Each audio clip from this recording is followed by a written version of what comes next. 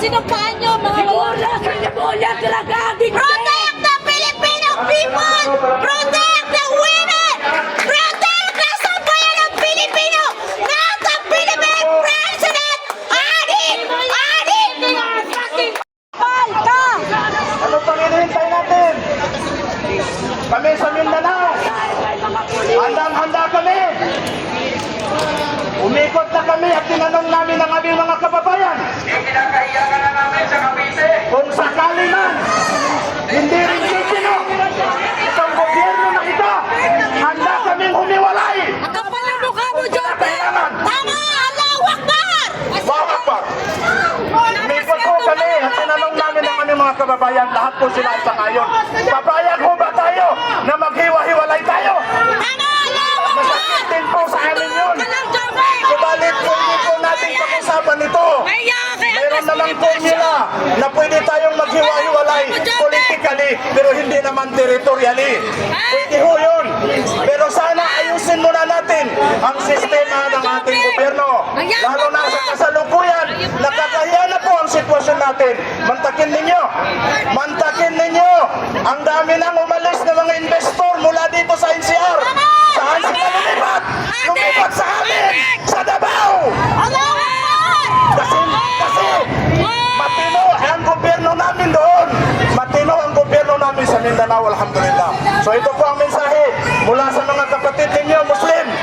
Kami po ay nakikiisa sa panawagan na maging matiwasay muli ang ating bansa at maging proud tayong ipangalandakan sa mundo na tayo ay mga Pilipino. Kung tanungin mo yung mga OFWs natin ngayon, nahihiya sila bilang Pilipino dahil sa sitwasyon. Allahu Akbar! Mamula po tayo mga kapatid. Hindi po tayo magkahaway. Secretary John Lee, sumenyas ako sa iyo ng peace. Sinagot po ako ng peace. Magkakasama tayo dito. Magkakapatid po tayo dito. Pero kilala niyo kami kung sino kami mga taga Mindanao. Mayroon kaming isang salita. Sana po, panalangin natin sa Diyos na magkakaisa tayo muli at gagabayan tayo muli. Mamulat yung mga leader natin, mamulat sila at sana po ay pupunta tayo sa isang direksyon na kung saan nagkakaisa po tayo. Tingnan ninyo yung ginawa dito sa atin ngayon. This is a classic example of oppression. Yes! Allahu Akbar! Why? Wala ho kaming dalang armas. Kundi mga placards lang. Bakit ganito ang barikada? Parang kinulong nyo na rin ang Pangulo doon sa Malacanang. Tama! Tatanggal nyo, Wala kaming dalang ano. Pumunta kami dito peacefully with our loving heart with this country. Ako po, sabihin ko sa inyo, Moro National Liberation Front member ako. Kombatan po ako. Kombatan ako. Tapos na yung away natin. Tapos na yung gera. Ang hangad namin ay kapayapaan. Subalit, paano natin maabot ang kapayapaan kung wala tayong magandang direksyon? Paano tayo magkakaroon ng magandang direksyon kung ang presidente natin may problema? Mga kapatid, sumisigaw man ako. Hindi po ako galit. Nilalabas ko lang ang aking salubin. Sayang naman yung binili ko ng ticket. Ang layo ng Basilan, pumunta ako dito para lamang makilahok sa rally na ito. Alam ko, mayroong gantimpala mula sa Diyos na ibibigay sa akin sa kabilang buhay. Mga kapatid, huwag natin sayangin ang oras natin. Nakakahiya na po ang bansang Pilipinas sa international community. Huwag na tayo magbulag-bulagan. Magtulungan po tayo. Ulit, kami po ay nagpapasalamat sa kawanihan ng pulisya sa pamumuno ng Secretary of the LG, Sir John Vic Rimulya. Salamat kami na ganito man ang ginawa ng gobyerno sa atin. Hindi kayo yun. Kasangkapan lang kayo mga kapatid. Ganito man ang ginawa. Pero tatanggapin pa po namin. Alam ko, tingnan nyo yung mga mukha ng mga pulis natin. Malungkot sila. Malungkot sila. Kasi sila, nadarama din nila, natatamasa din nila kung ano yung sitwasyon natin ngayon mga kapatid. So dyan na lang po. Maraming salamat at sa muli nating pagkikita inshallah. Secretary, mabuhay po kayo. Mabuhay po ang bansang Pilipinas. Allahu Akbar!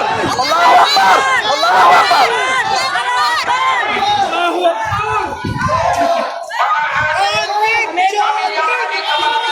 Salamat po. Wala naman.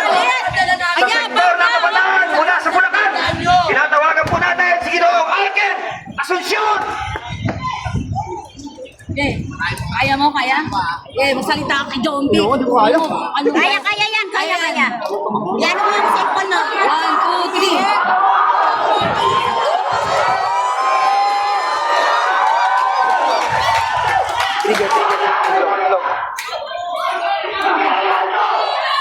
Magandang araw sa inyo lahat. Ako si Aten, kabataan ng Bulacan.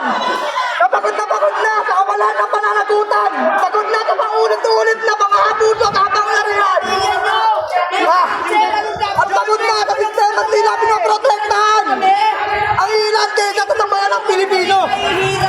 Sa araw na ito, hindi lang ako narito bilang isang individual. Narito ako bilang tinig na maraming Bulakenyo. Si Zombie.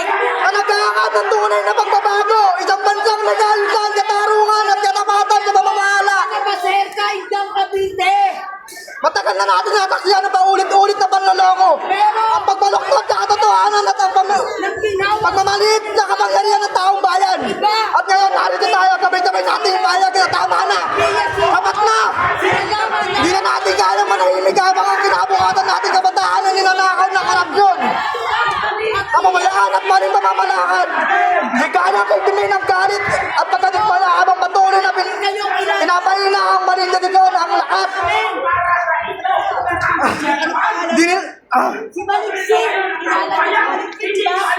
Lakas ng ating bayan, ang manawagan natin ay simple lang. Tama lang ang ating tapat sa support sa kasi at magpapakador.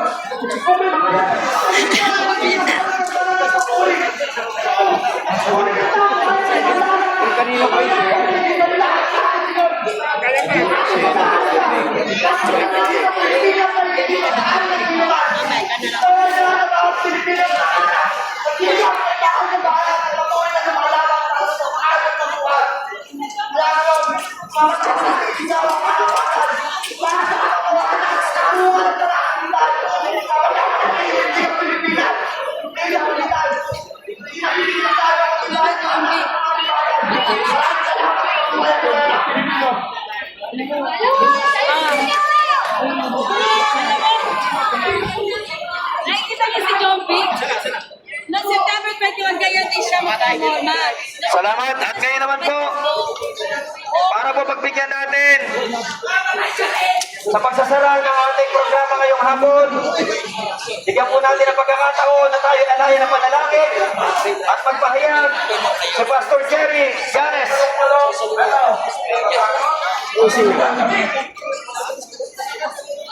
Ay, isang pastor na, isang pastor na.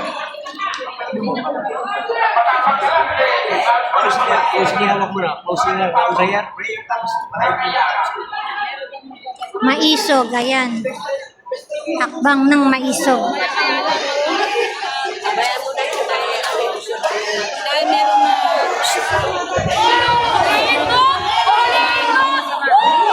Ulihin mo, gago!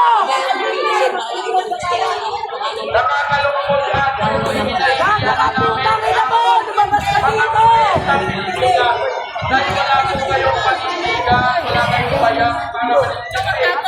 Ganyang hapon po, Ginoong Tubig Damulya. Sa ngalan po, ayusin po kayo para makinig. At kami po ay nanilihin naman para sa inyo. Makinig ka!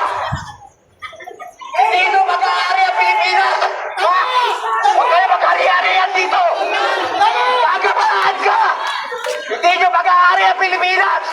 Lumayas ka dyan! Kapal na mukha mo! Adik!